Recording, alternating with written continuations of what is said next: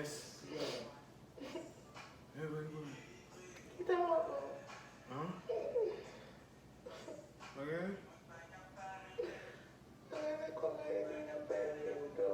Okay? Continue again? I continue again? I continue again? Huh?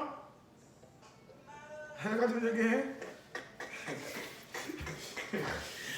I'm gonna say I'm gonna get upset. We don't upset. We don't want to Stop trying to freak my him them back up.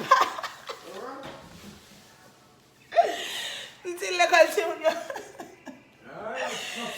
Yo moute l'école si moun yo sunum ti ta pay $1000 par semaine, ah.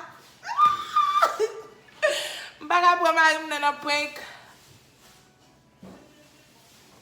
Maman comment vous me prendre?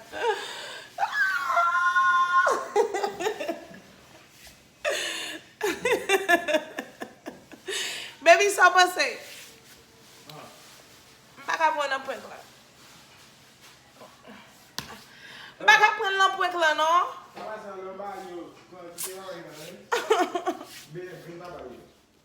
Bye.